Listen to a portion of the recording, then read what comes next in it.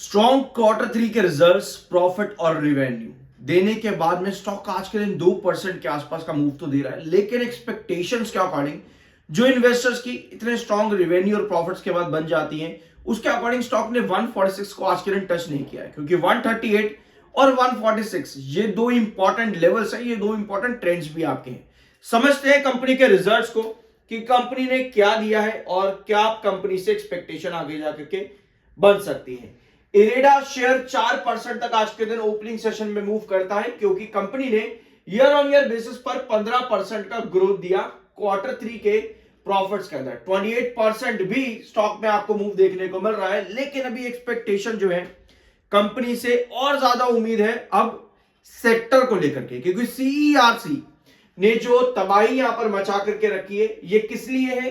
ये है आपका central electricity regulatory commission actively integrating energy storage with wind energy through regulation. Wind energy और साथ में सोलर एनर्जी, इन दो पावर सेगमेंट्स को लेकर के सीईआरसी नए रूल्स और रेगुलेशन स्पेशली स्टोरेज के लिए, जहां पर आपका इरेडा स्टोरेज इंफ्रास्ट्रक्चर प्रोवाइड करता है, यानी कि स्टोरेज फैसिलिटीज और infrastructure for energy specially wind and solar, इनके लिए ये कंपनी प्रोवाइड करती है। तो नेगेटिव इंपैक्ट वारी, प्रीमियर्स, सुजलॉन, आइनॉक्स और इरेडा, इन सभी कंपनीज पर आपको पड़ता देखने को मिला सीईआरसी के इन नए चेंजेस का। अब इरेडा पर टैरिफ में अगर कोई चेंजेस आए, मतलब कि अगर सीईआरसी टैरिफ के ऊपर कोई चेंजेस लेकर के आता है, तो उसका इंपैक्ट इरेडा पर भी पड़ता है। यानी कि ओवरऑल कंपनी ने जो क्वार्टर थ्री के रिजल्ट्स दिए, उनके अलावा हमें जरूरत है कि सीईआरसी अपने इन रूल्स और रेगुलेशंस को फटाफट से अमेंड करे। जो भी नए चेंजेस लेकर के आना चाहता है, चाहे वो टैरिफ में हो या फिर स्टोरेज इंफ्रास्ट्रक्चर के अंदर हो, उनको जल्दी से जल्दी चेंज करे, जो भी यहां पर चेंजेस लेकर के आना चाहता है सीईआरसी। कंपनी का रिजल्ट रिवेन्यूज में आपको बढ़िया दिखेगा। कंपनी ने both year on year basis और क्वार्टर ऑन क्वार्टर बेसिस पर बढ़िया रिवेन्यू दिया। कंपनी का प्रॉफिट कैसा चला है, एक बार उसको भी देख लेते हैं। कंपनी का प्रॉफिट ईयर ऑन ईयर और क्वार्टर ऑन क्वार्टर बेसिस पर कंपनी का प्रॉफिट भी बढ़ा, लेकिन एक चीज कंपनी की फ्लैट आई है, वो है profit after taxes growth percentage.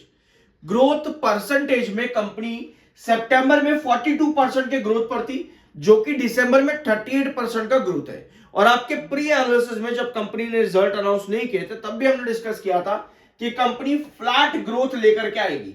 Although revenues company के जंप करेंगे ईयर ऑन ईयर बेसिस पर, बट जो ग्रोथ परसेंटेज है वो फ्लैट आएगा। और फ्लैट ऑलमोस्ट हम कह सकते हैं 25.40, और सितंबर में 26.22% कंपनी का ग्रोथ फ्लैट आया है।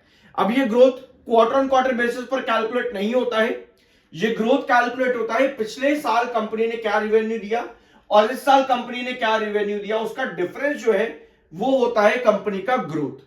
तो ये ग्रोथ कंपनी का फ्लैट है। इस रीजन की वजह से स्टॉक में आज स्ट्रेंथ तो मिल रही है, लेकिन ब्रेकआउट की तरफ नहीं मूव कर पाया। यानी अगर ये ग्रोथ 50% या 40% के आसपास होता, तो मोस्ट पॉसिबली आज 146 का ट्रेंड ब्रेकआउट जरूर होता।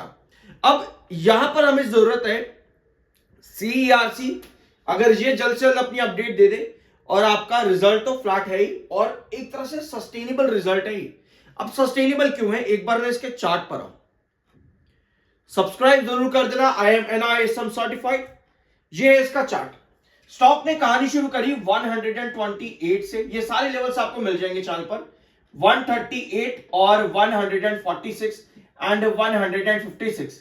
ये चार ट्रेंड्स बहुत ज्यादा इंपॉर्टेंट है आपके इरेडा के लिए। अब आज के दिन क्या हुआ, 138 के पास, क्योंकि स्टॉक का इंपॉर्टेंट बेस है, तो यहां पर आया, वापस से सेल ऑफ कर गया। अभी ये सेलिंग है, मिड डे में अभी हमें लगभग 12 बज रहे हैं और प्रॉपर सेल ऑफ है स्टॉक के अंदर। हमें जरूरत है कि 138 पर ना टिका रहे। ऑल्दो इस समय 138 पर ही है, हमें जरूरत है 138 पर टिका रहे, क्योंकि कोई भी सेल ऑफ 138 के नीचे अगर कंटिन्यूअसली जाता है, तो वो आपका सीधा 128 पर वापस से आ जाएगा। हमें ये नहीं चाहिए, ये हमको नहीं चाहिए। हमें चाहिए सस्टेनेबिलिटी 146 से 138 के बीच में, ताकि यहां से ब्रेकआउट्स मिल सके। और अगर सीईआरसी अपने रूल्स को अमेंड कर रहा है और कर देता है कमिंग दिनों के अंदर, कमिंग वीक्स में, तो इसका भी स्ट्रेंथ इरेडा को मिलेगा, क्योंकि रिजल्ट्स फ्लैट हैं। फ्लैट रिजल्ट्स आपको बताते हैं कि हम कंसोलिडेशन के अंदर जा सकते हैं। सेशन में तेजी देख सकते हैं फ्लैट रिजल्ट पर, लेकिन ब्रेकआउट की पॉसिबिलिटी कम रहती है अनलेस एंड अनटिल आपके सेक्टर को लेकर के जो भी जरूरत है वो कंप्लीट हो जाए। ठीक है, तो ये है ऑन चार्ट। इसके अलावा दिसंबर क्वार्टर की होल्डिंग भी कंपनी ने बता दी है, एक बार उसको भी नोट कर लेते हैं यहां पर। ठीक है, तो प्रमोटर के पास सेम होल्डिंग है दिसंबर में, और आपके एफआईएस ने बाइंग करी है 1.92% से एफआईएस की होल्डिंग 2.07% हो चुकी है, यानी कि एफआईएस ने 0.15% होल्डिंग ऐड करी है, वेयरएज डीआईएस की होल्डिंग 0.06% कम हुई है, और पब्लिक ने भी अराउंड 0.08% सेलिंग करी है। तो जितना भी सेलिंग डीआईएस और आपके पब्लिक ने करा वो एफआईएस ने उठाया है, एफआईएस की बैंक बढ़ी है। एक बार डीआईएस की होल्डिंग भी देख लेते हैं दिसंबर की। तो Motilal Oswal Nifty mid cap इन्होंने 2.81% होल्डिंग ऐड करी है, सिर्फ और सिर्फ 17,000 क्वांटिटीज के साथ में। ये बहुत कम होती है, और म्यूचुअल फंड्स डीआईएस एफआईएस से हम एक्सपेक्ट करते हैं कि अपनी होल्डिंग बढ़ाए तो बहुत बड़ी बढ़ाए, बट ये क्वांटिटीज काफी कम है। 17,000 करोड़ 17,000 की क्वांटिटीज इन्होंने ऐड करी है। फिर आते हैं निप्पॉन इंडिया, इन्होंने 7,000 शेयर ऐड किए हैं। मोतीलाल ओसवाल निफ्टी इन्होंने 5,600 शेयर ऐड करे हैं, और सेलर्स पर भी आपको म्यूचुअल फंड देखने को मिल जाएंगे, जहां पर निप्पॉन इंडिया आर्बिट्रेज फंड सबसे ज्यादा सेलिंग करते हैं 69,000 शेयर्स के साथ में 100% क्वांटिटी ये सर्व कर देते हैं दिसंबर में इरेडा के अंदर।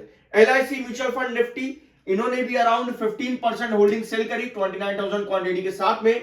मोतीलाल ओसवाल बीएससी फाइनेंशियल्स इन्होंने 100% एग्जिट कर दिया है 14,181 क्वांटिटीज के साथ में। इसके अलावा टेक्निकली स्टॉक न्यूट्रल है, 70 का एमएफआई जो कि थोड़ा सा बेयरिश है, 44.5 का आपका आरएस है जो कि न्यूट्रल है।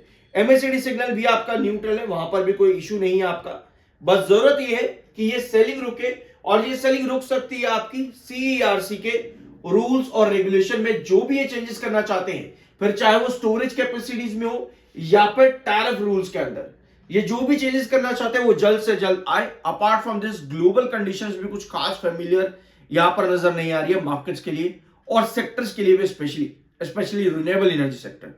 सो इन चीजों का वेट करना चाहिए। जब भी आप ज्यादा अमाउंट मार्केट में इन्फ्यूज करने के लिए जा रहे हो, आपको यह देखना होता है कि सेक्टर पर कोई खराबी तो नहीं है।